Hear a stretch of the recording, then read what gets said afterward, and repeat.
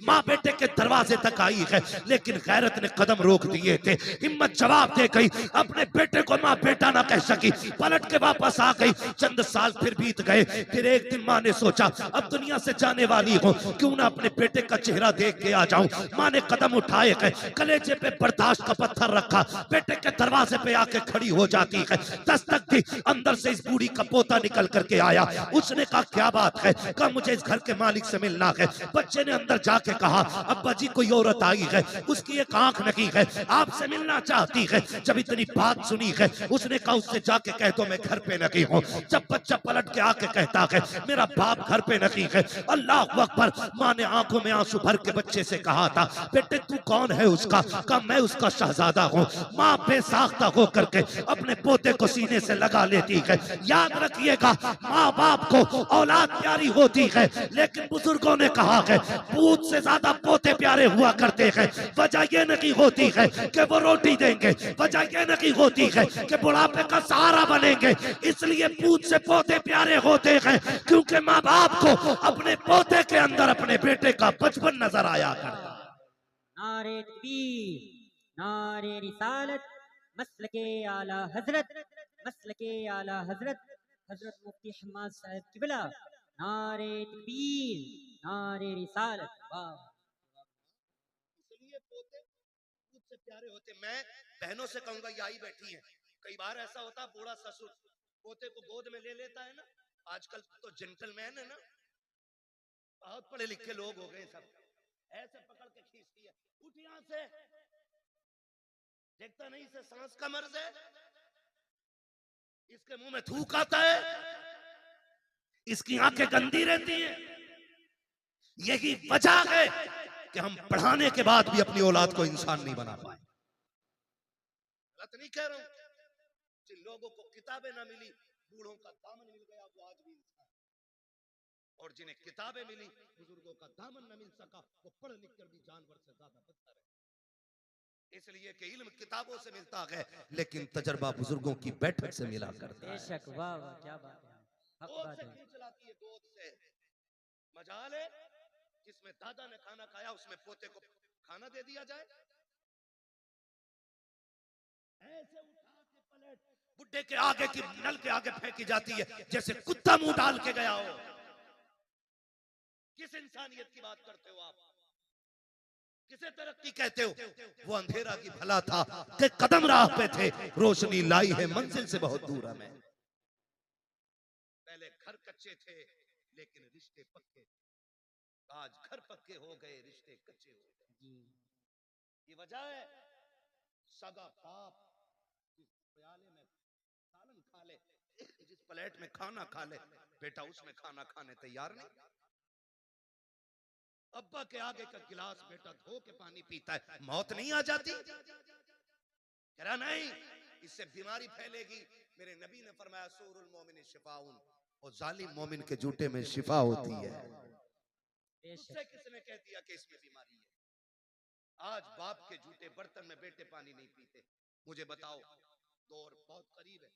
हमने 2000 के बाद का जो दौर हमने देखा है ना, इससे पहले कभी ऐसा दौर नहीं आया। इससे पहले कभी ऐसा दौर नहीं आया। आज कंडीशन ये है कि 25% लोग कैंसर के मरीज हैं। हाँ, 25% कैंसर, 99% शुगर घुसती जा रही है। गलत नहीं कह रहा हूं। जानते हो क्यों? क्योंकि हमने अपनों का झूठा खाना छोड़ दिया। आज तो 4 भाई एक दस्तरखान पे बैठे होते तो 4 अलग अलग प्लेटें लगती हैं। अगर 10 लोगों की बंदा दावत कर देना, मैं तो देखता हूं मौलवियों को भी खिलाते ना खाना तो डिस्पोजल में, यूज एंड थ्रो, कागज की प्लेट। तुझे क्या पता घर के बर्तन की बरकत क्या है? जो कौम अपनी दीन के रहबर को प्लास्टिक के गिलास में पानी पिलाए, वो खाक तरक्की करेगी? जाओ, गारंटी है मेरी, ले आओ बड़े से बड़े फलसफी से टेबलेट जाकर के, बड़े से बड़े अरस्तू से दवा लेके आ। खुदा की कसम, जब दवाएं काम छोड़ जाती है तब छक मार के तुम्हें दुआओं के लिए जाना पड़ता है। क्या बात है। इसलिए कि जो काम दवाएं नहीं करती है वो काम दुआएं किया करती है। लेकिन आज हुआ क्या, कंडीशन देखो, सगे भाई की बैठे ना, प्लेटें अलग अलग, गिलास अलग अलग, एक गिलास रखो तो हमारी कौम उसको समझती है कि ये जिहालत है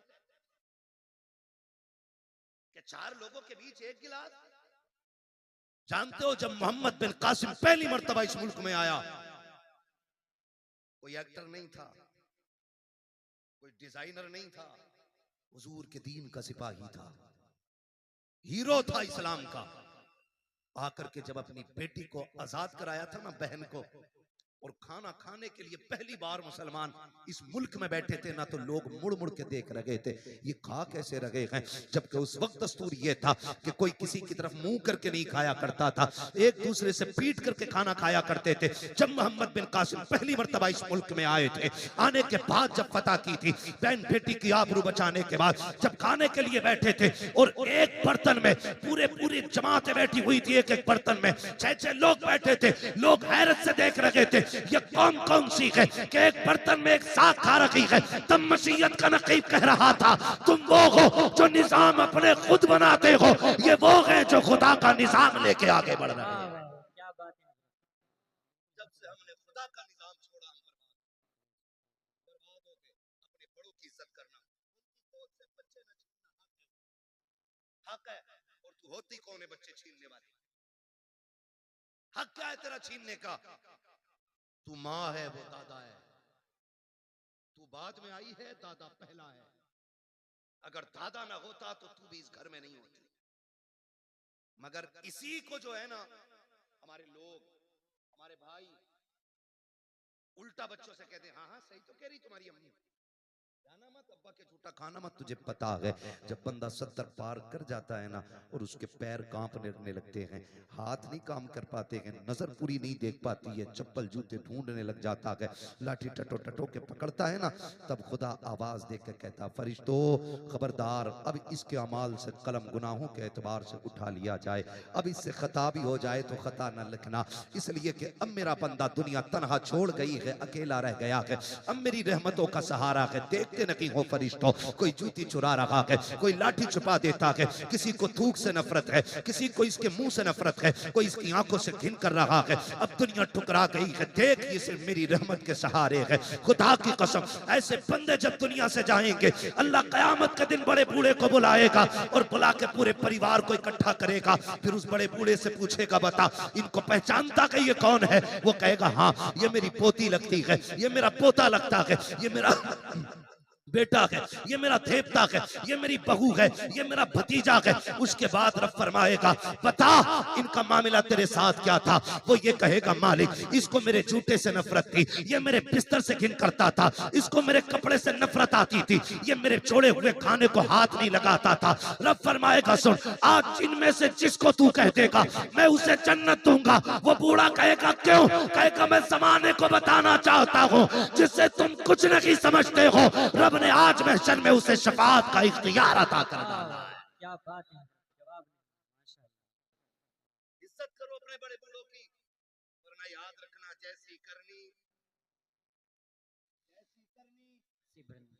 जोर से, जैसी करनी ऐसी करे। छोड़ो बुड्ढों को यार, बड़ा रहने दो, इन्हें क्या पता है। अब 5G का दौर है, बुड्ढे के दौर में कोई भी जी नहीं था। खुदा की कसम कोई जी था या ना था, लेकिन इस बुड्ढे के दौर में अदब जरूर था। अदब जरूर था। मेरी जेब पे अगर कलम लग गया ना तो सफेद बालों वाला भी आ जाए तो मैं क्यों उठूं? तो कलम लगा के बैठूं भाई, मैं तो हजरत हूं, मुझे तो लोग हुजूर भी कहते हैं, तो मैं ये लेके बैठ जाऊं? ये हुजूर का दीन नहीं, ये हुजूर का दीन मिटा दे अपनी हस्ती को अगर कुछ मर्तबा चाहे, कि दाना खाक में मिलकर गुले गुलजार बनता है। जिन्हें झुकना नहीं आता उन्हें उठना, उन्हें उठना उठना वही जानते हैं जो झुकना जानते हैं।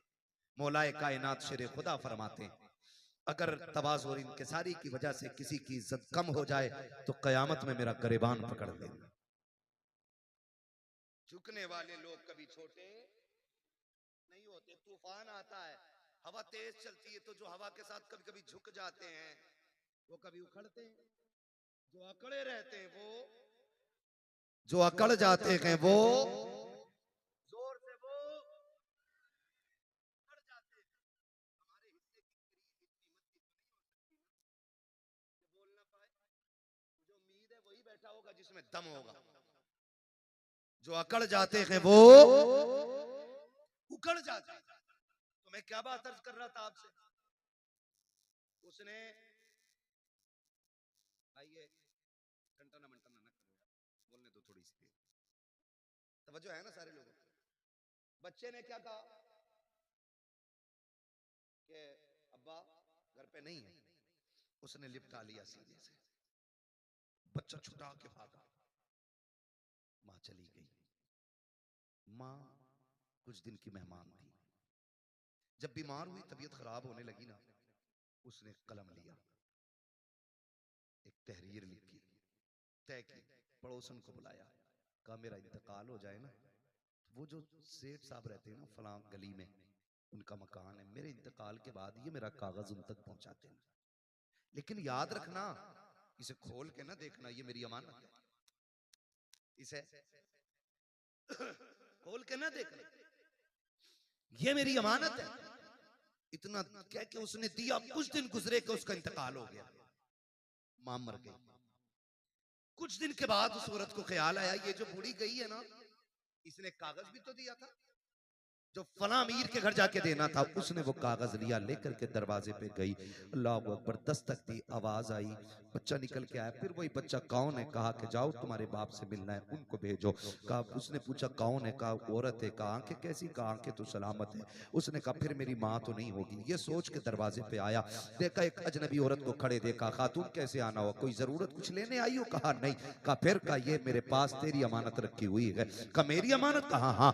उसने जैसी वो कागज लिया और उसके लिफाफे को देखा ना, उसने उसमें माँ का नाम पढ़ा हुआ था।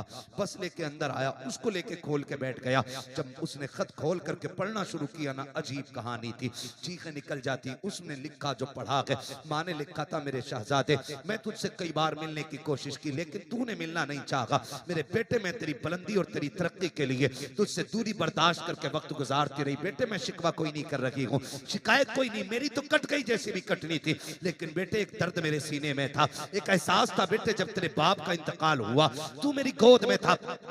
दुनिया ने मुझसे कहा था निकाह कर ले, जवान है, मगर मैं तेरी जिंदगी के लिए मैंने अपनी हसरतों को कुर्बान कर दिया, अपनी जवानी मैंने तेरे लिए लुटा दी। मैंने तेरे होते हुए किसी से निकाह को गवारा नहीं किया। मैं ये सोचती रही शायद कोई और आएगा, मेरे बेटे को इज्जत नहीं दे पाएगा। मैं तेरी इज्जत की खातिर बेटे जवानी कुर्बान कर चुकी, मेरी जिंदगी लग गई तेरे नाम। लेकिन बेटे दर्द उस दिन हुआ था जिस दिन तूने मुझसे ये कहा था, अम्मा मैं तुझे छोड़ के जाना चाहता हूँ। उसमें लिखा था मेरे बेटे, उतना दर्द तो तेरे बाप के इंतकाल पे भी नहीं हुआ था जितना दर्द तेरी जुदाई से मुझको हुआ था। ए मेरे बेटे, बड़ी हसरतें मैंने तेरे साथ पाली थी, लेकिन तूने सारी हसरतों को 2 मिनटों में खाक में मिला के रख दिया था। मेरे बेटे तू मुझे छोड़ के चला गया, तेरी नाराजगी की वजह सिर्फ इतनी थी कि मेरी एक आंख नहीं थी और लोग तुझे कानी का बेटा कहते थे। कहा बेटे आज इस रात से पर्दा हटा रखी हूं, जिस आंख की वजह से तू मुझे छोड़ के गया है, आज इस आंख की कहानी भी सुन ले। उसमें लिखा था मेरे बेटे, मेरे शहजादे कान खोल के सुन, तेरे बाप का इंतकाल हो चुका था, तू मेरी गोद में आ गया था, मुझे घर के काम भी करने थे, तुझको भी संभालना रहता था। एक दिन मुझे पानी लाना था या कोई काम था, मैं तुझे पालने में बैठा के चली गई।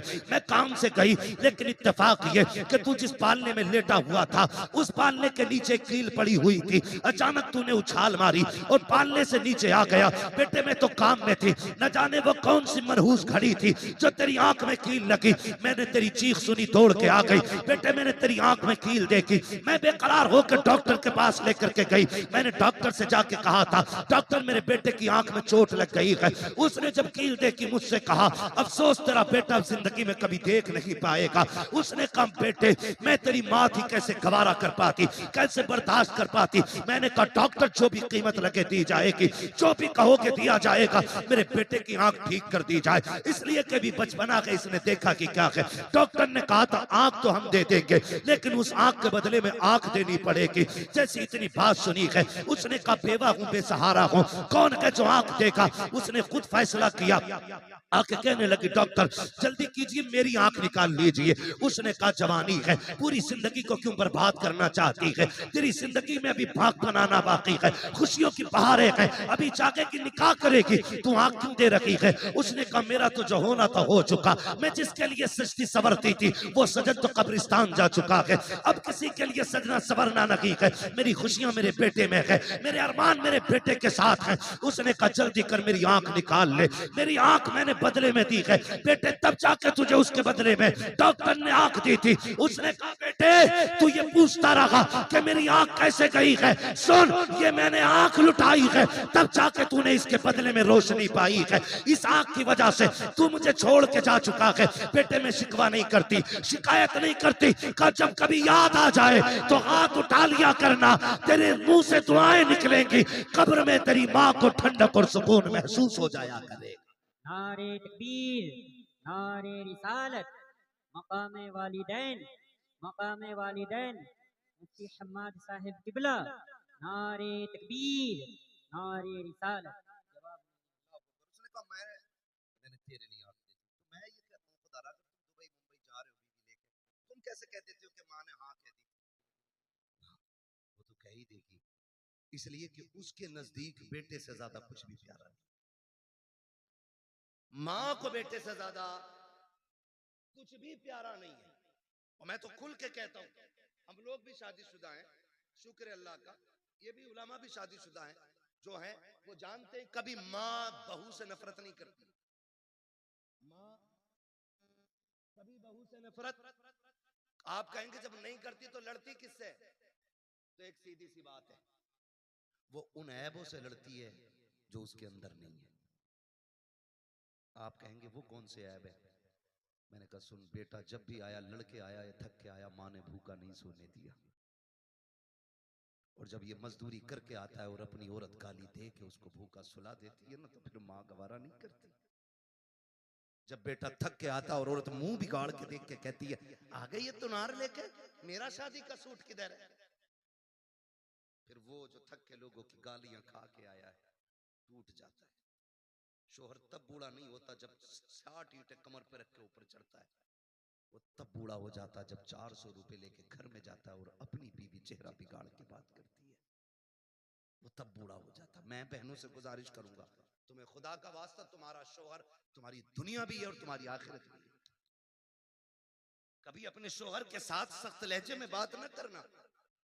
जाओ बरेली शरीफ दारुल इफ्ता चला जाओ, चले जाओ, पूरी दुनिया का मरकजी दारुल इफ्ता हमारा बरेली शरीफ, जाके देखो सबसे ज्यादा सवालात आज तलाक के मसले पर होते हैं। हमने 2 साल बैठ करके वहां पे कलम चलाया, सबसे ज्यादा सवालात तलाक के आते हैं, सबसे ज्यादा। क्यों ये तलाक है? और छूटते ही बहू क्या कहती है, अम्मा ने कुछ करा दिया बेटे को, ये जुमला होता है, अम्मा ने कुछ करा दिया बेटे को।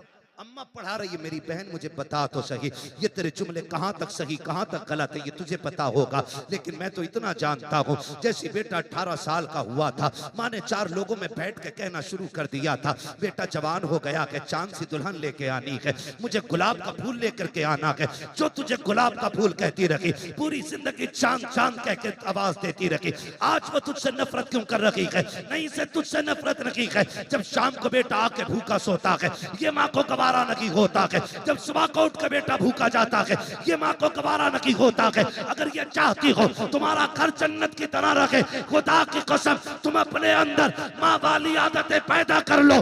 माँ तो वो चीज होती है, तू उसके बेटे की खिदमत कर, माँ तुझे अपने मुंह का निकाल के खिलाना शुरू कर डाले। क्या बात है, बेशक। आया शोर थक के ये जुनैद हफीज जी की बहू ने पहना। तो भाई जुनैद हफीज जी का अपना मसला है, मेरा अपना मसला है, इनका अपना मामला है, होड़ किसकी? मैं तो खुल के कहता हूं मेरी बहन कनीज़े फातिमा ज़हरा बन, अगर तेरे शौहर की हैसियत नहीं नई जोड़ा पहनाने की, पुराने पे पैबंद लगा के मर। कसम खा के कहता हूं कनीज़े फातिमा ज़हरा बन के मर जा, आखिरी तख्ता लगने से पहले ज़हरा के बाबा तेरी कब्र में तशरीफ ले हक बात आए। है, वाह वाह क्या बात है। आज जरूरत है घर बेहतर किए जाए, घर बेहतर किए जाए। आज घर घर की कहानी झगड़े, घर घर की कहानी, किसी को अम्मा बोझ लगती है, किसी को अब्बा बोझ लगता है, किसी को माँ की रोटी हजम नहीं होती, तो किसी को बाप के 2 लुक़मे भारी लगते। मुझे एक बात याद आ रही है, मैंने एक जुमला बोला था, जैसी करनी, खत्म कर लूं तकरीर तो फिर बोले ना जैसी करनी। मुझे मालूम है मेरे जुमले सख्त होते हैं, क्योंकि मैं फ्री में जन्नत नहीं बांटता। मुझे पता है जन्नत कितनी मुश्किल है, जन्नत इतनी मुश्किल है। मेरे इमाम ने कहा था पार जाना है नहीं मिलती नाव, जोर पर धार है क्या होना है, छुप के लोगों से किए जिसके गुनाह, वो खबरदार है क्या होना है। क्या बात है। मुझे पता है जन्नत कितनी मुश्किल है, इसलिए खुदारा जज्बात से निकल के अब हमें अमल के मैदान में आना पड़ेगा, अमल के मैदान में आना पड़ेगा। अल्लामा रूमी ने मसनवी शरीफ में एक बात तहरीर फरमाई है, बड़ी अजीब बात है, तवज्जो है, कहते हैं जरा या रसूल अल्लाह। या रसूल अल्लाह। हाँ बस 10 मिनट में इंशाल्लाह बात पूरी करने लगा हूँ। हाँ, 1 घंटा होने वाला है, 4 मिनट बाद 1 घंटा पूरा है। अल्लाह आपको सलामत रखे। मैं कोशिश कर रहा हूँ कि 4 मिनट से ऊपर थोड़ा सा चला जाए, 5 मिनट ज्यादा हो जाएंगे, लेकिन मैं बात बताना चाहता हूँ, खुदा करे ये बात दिल में उतर जाए। मैंने एक जुमला बोला था, जैसी करनी भरनी। वैसी भरनी। अल्लामा रूम मसनवी शरीफ में तहरीर फरमाते हैं, एक बीवी ने अपने शोहर से शिकायत की, उसने कहा कि तुम्हारे बाप की खांसी सोने नहीं देती। ए बेटे तवज्जो कर थोड़ा सा, मालूम है ठंड ज्यादा हो रही है। उसने शिकायत की कि तुम्हारे बाप की खांसी ना बर्दाश्त नहीं होती। उसने कहा तुम तो मेरे जिगर का टुकड़ा हो, तुम्हारे लिए बाप क्या मैं कुछ भी छोड़ सकता हूं। उसने बाप को उठाया, अगले दिन बिस्तर उठा के वहां डाला, बाप का बिस्तर जहां जानवर बनते थे। मसनवी शरीफ में अल्लामा रूमी ने लिखा है, वहां डाला जहां जानवर बनते थे। कहने लगा अब्बा आज के बाद यहीं रहना है। बाप था, उसने कहा ठीक है जी मंजूर है। तो बच्चे, उसने एक पुराना सा कंबल उठा के लाया घर से, और पुराना कंबल बाप के ऊपर डाल दिया। आज भी जाओ घर चेक करो, ये जो बाहर निकल के फतवेबाजी करते हैं ना, और बाहर निकल के दीन बांटते घूम रहे हैं, जो तनकीदें करते हैं ना चौक में खड़े होकर इमामों पे और मौलवियों पे, जाके देखो अपना आप तो रेशमी कंबल में सो रहा होगा, और अपने बाप के पास कोई रजाई होगा जिसमें चांद साफ नजर आए। ये कंडीशन है, अमल से बिल्कुल खाली है। ये लगता है कि बस ये बोलना जो है ना यही जन्नत ले जाएगा। अमल मजबूत कीजिएगा, हम सबको अमल मजबूत करना है। अल्लामा रूमी लिखते हैं, उसने पुराना सा कंबल बाप के ऊपर डाला, और साथ में उसका अपना बेटा भी गया था। हाथ पकड़ के पलटाना, बेटे ने बाप पलट के दादा को देखा, कुछ याद आया उसे, उसने बाप से हाथ छुटाया और दादा की तरफ गया। जो कंबल दादा के कंधे पे रखा था ना वो उतारा, उतारने के बाद पैर के नीचे रखा, उसके 2 टुकड़े किए, 2 टुकड़े करके आधा दादा के कंधे पे डाला, आधा अपने। अब्बा चूंकि नौकरी वाला था, पैसे वाला था, अब्बा ने कहा ये क्या बदतमीजी है, तेरे लिए मखमली लिबास है, अच्छे बिस्तर है, तू ये क्यों लिए जा रहा है।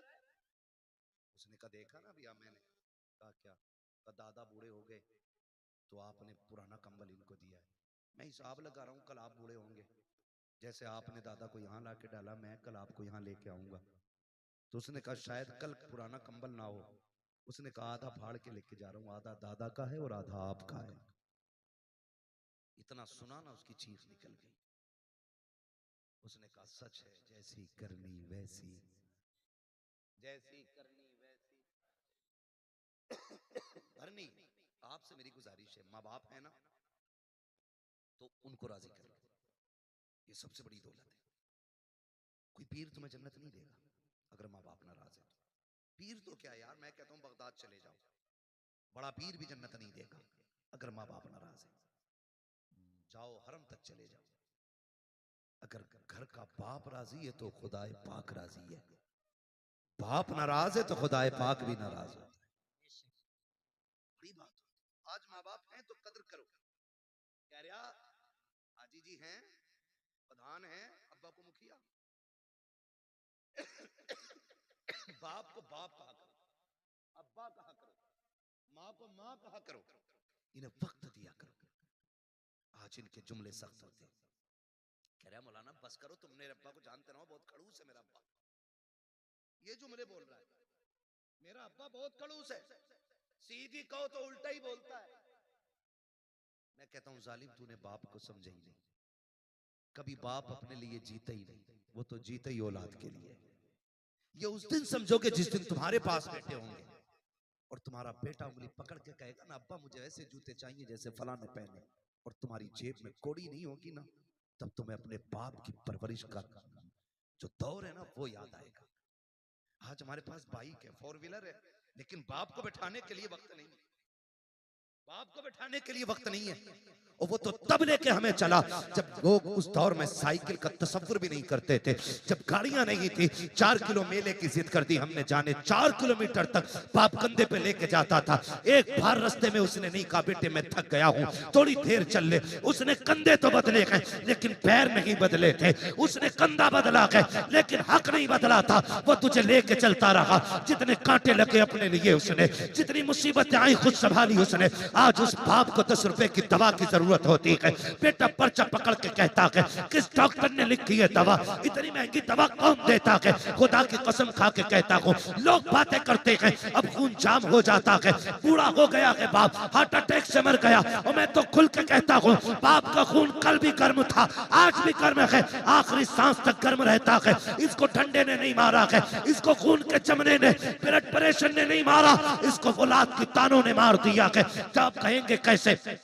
तो सुन प्यारे, आज सर्दी का मौसम आ गया है, खांसी उखड़ के आएगी। जो खांसी बाप को पिछले साल हुई थी वो इस साल भी होगी। वो डरते डरते तकिए के नीचे से गिलाफ में से एक कागज का टुकड़ा निकालता है जो 1 साल से रखा हुआ है, और वो खांसी के सिरप का रेपर होता है। वो सोचता है, कभी ख्याल करता है इससे दवा मंगाऊं के ना मंगाऊं, लेकिन खांसी परेशान करती है। फिर ख्याल आता मंगाऊं के ना मंगाऊं, फिर दिल पे पत्थर रख के वो निकालता है कागज और देता बेटे को। जब बेटा कागज देखता है और उसको मोड़ के कहता तुम्हारे खर्चे उठाऊं या औलाद के खर्चे उठाऊं, जब इतना सुनता है तब बाप को अपनी परवरिश पे एहसास होता है। वो फिर कहता मालिक ये बेटा ना होता तो क्या हो जाता, ये मर क्यों नहीं गया था, क्या इस दिन के लिए जवान किया था मैंने, इसके लिए एक एक पल मर के गुजारा है। एक दिन डॉक्टर ने कह दिया था इसके दिल में सुराख है, बच नहीं पाएगा।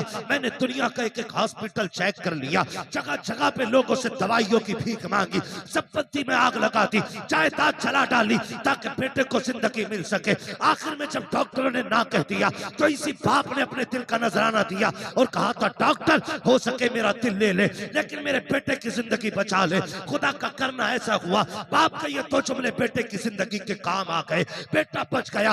आज जब बाप दवा की बात करता है बेटे उल्टी जेब करके दिखा देते हैं। खुदा के वास्ते तुम्हें समझाया क्यों ना कि पीर ने, तुम्हें बताया क्यों ना कि तुम्हारे खानदान वालों ने कि जन्नत पीर के कदमों में नहीं, जन्नत माँ के कदमों में है। तुम्हें बताया क्यों नहीं गया है कि अगरबत्ती मज़ारों पे लगाने से अल्लाह उतना राजी नहीं होता है जितना बाप के पैर दबाने से राजी होता है। जाओ आज भी गारंटी है, बरकत ना हो अपनी दौलत का हिस्सा बाप पे लुटाया करो, खुदा उसके सदके में तेरी 7 पुश्तों के रिस्क का इंतजाम फरमा दे।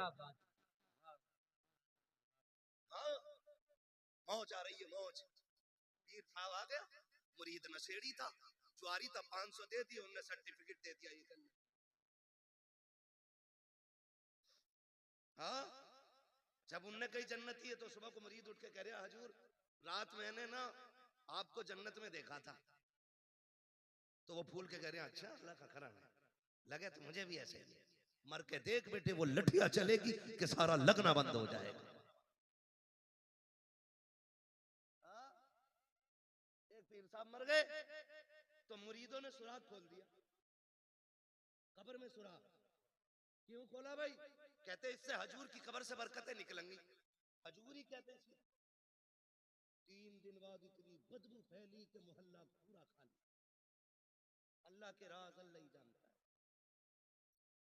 जब उसने कह दिया बंद करो तो बंद करो, उसके राज वही जानता है। इसलिए मेरे भाई, माँ बाप औलाद के लिए दुआओं का सबसे बड़ा किबला होते हैं। जब दुआएं कबूल ना होती हो, कभी आंचल में बैठ, कभी जूतियों में बैठ। मैं कसम खा के कहता हूँ, ये जानते ही, उलमा जानते ही, सफर करने वाली कौम जानती है। वो अलग बात है कि मैं वो मजलूम आदमी हूँ कि मेरा नंबर ही ना लोग लास्ट में देते हैं। कभी 3 बजे तक ताजिया बना दिया जाता है मेरा, कभी 4 बजे तक बना दिया जाता है ना। फिर शुक्र अल्लाह का, फिर लोग भी सामने वाले अच्छे मिलते हैं। और मेरा मिजाज ये है कि 10,000 का मजमा ना हो, 4 हो मगर मुस्तफा के वफादार होने चाहिए। बेशक मैं जानता हूँ इतनी रात तक कोई लंगर के लिए तो नहीं बैठा होगा ना मेरे, इतनी रात तक कोई बिरयानी के लिए तो नहीं बैठा होगा। कोई तो बात है जो हुजूर ने आपको आखिर तक बैठा रखा है। कोई तो मसला है ना, कोई तो बात अच्छी लगी आपकी जो अभी तक आपको बैठा रखा है। तो हम लोग सफर करते हैं, हम लोग क्या बात है हजरत, हम लोग सफर कर सफर करते हैं, थके हारे रहते हैं। मैं कसम खा के कहता हूँ, अल्लाह ने बड़े से बड़े अच्छे कमरे भी दिखा दिए, बड़ी से बड़ी गाड़ियां भी दिखा दी। और ये हमारा कमाल नहीं है, ये हुजूर के जिक्र का कमाल है। वरना हमारी औकात तो साइकिल भर की नहीं थी। ये तेरा कर्म है आका के बना लिया है अपना, कहा मुझसे ये कमीना, कहा सिलसिला तुम्हारा, है ना। बस लोग अगर कहें कि भाई क्या है, भाई क्या है, क्या है, कितना बड़ा है, कितना पैसा है, तो सुनो जी, सिर्फ एक ही तारुफ है, तेरे टुकड़ों पे पले गैर की ठोकर पे न डाल, झिड़कियां खाएं कहां छोड़ के सदका तेरा। तो अल्लाह के कर्म से बड़ी बड़ी गाड़ियां भी देखी, बड़े बड़े होटलों में रुके, बड़े बड़े अच्छे बिस्तर मिले, मगर अल्लाह की इज्जत की कसम खा के कहता हूँ, जो दिल माँ के कदमों में बैठ के लगता है ना, वो किसी भी 5 स्टार होटल के VIP गद्दे पे नहीं लगता है। इसलिए कि आप ना जब दुनिया से पलट के आओ, देखो नारे लगते हैं, कोई कहता अल्लामा आया है, कोई कहता फहामा आया है ना। एक नारा लगता है देखो देखो कौन आया, तो लोग कहते शेर आया, शेर आया, कभी आदमी से जानवर बना।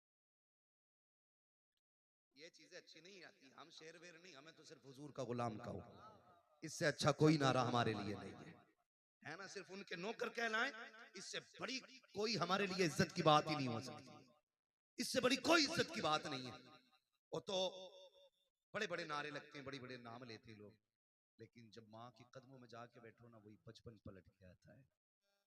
और फिर दुनिया के झमेलों से निकल के जब माँ के कदमों में बैठो, जाओ सर में दर्द हो, कितना भी दर्द हो यार, दवाओं से न रुकता हो। कसम खा के कहता हूँ, माँ के पैरों में बैठ, उसे चारपाई पे बैठा, गोद में सर रख के माँ थोड़ी देर सर में तेल डाल दे, वो तेल के बहाने से हाथ डालती है, खुदा हाथ के बहाने से रहमतें उतार देता है। सुभान अल्लाह, सुभान। लेकिन अब किधर गई ये बरकतें, किधर गई ये बरकतें। 6 घंटे बीबी से सर में मालिश करा, 2 मिनट माँ के कदमों में नहीं बैठे।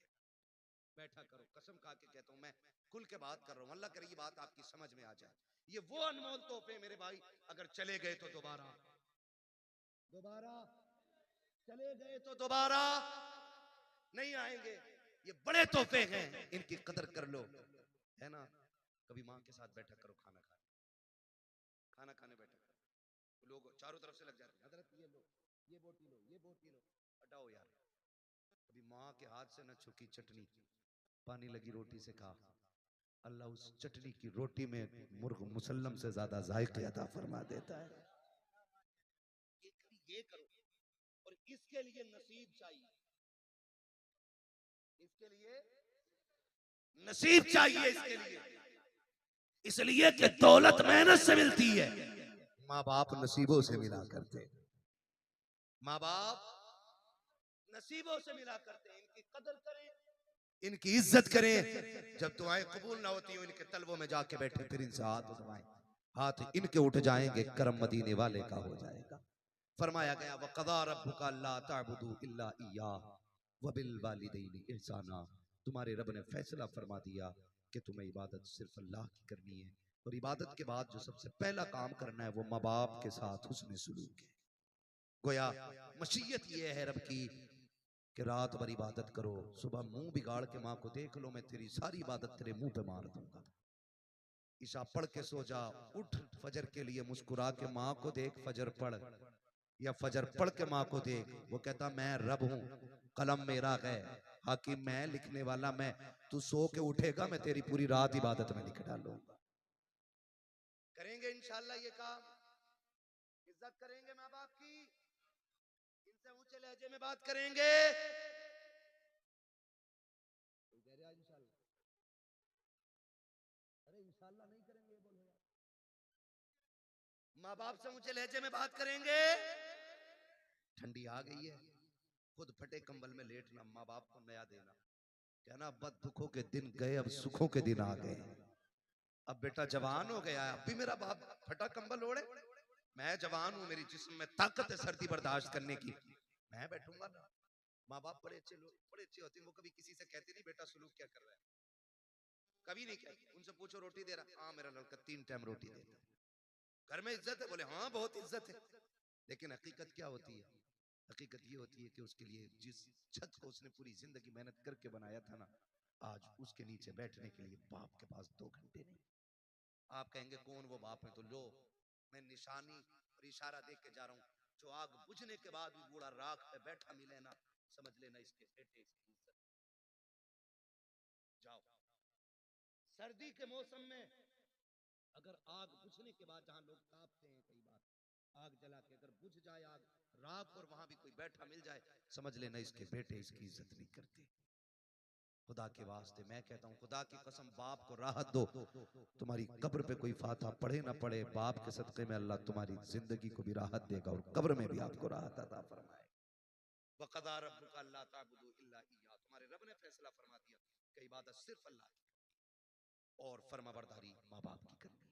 माँ बाप की फरमाबरदारी के बगैर वो इबादत भी कबूल है, कबूल है नहीं करता है तो अब इंशाल्लाह करेंगे, माँ बाप की फरमाबरदारी करेंगे, इनके साथ रहेंगे, इनके साथ वक्त गुजारेंगे। हाँ सुनो एक टिप्स दे जाऊं, औरतों को मत बताना, ये मैंने कहा था। अगर औरत माँ बाप से सुन नहीं, जरूरी है कि बीवी ही हो, जरूरी नहीं, अम्मा भी तो हो सकती है, बहन भी तो हो सकती है, मगर सुनो बीवी वालों को बता रहा हूँ, बीवी वाले अगर किसी की बीवी ये कहे माँ बाप छोड़ दो, तो पहले समझाना, उससे कहना तेरी जन्नत मेरे कदमों में, मेरी जन्नत मेरी माँ के कदमों में। अब तुझे अपनी जन्नत चाहिए कि नहीं चाहिए, तो फिर मेरी जन्नत मेरे पास रहने दे, और फिर भी ना माने ना परेशान करे तो बीवी छोड़ दो, माँ बाप ना छोड़ो। बीवियां 1000 मिलती हैं, माँ बाप एक बार मिलते हैं, माँ बाप एक बार मिलते, वाह वाह। एक बार मिलते हैं, माँ बाप नहीं छोड़ो, उनकी खिदमत करें। अल्लाह हमारी नस्लों में बरकत अता फरमाए। बस जो फरमाइश हो गई थी शजरे की, मैं वो पूरा कर लूं। हमारा तो मामला ये है कि कहीं चले जाओ तो शजरा पहले कहते थे, दिल करे शजरा ही पढ़ के निकल गए।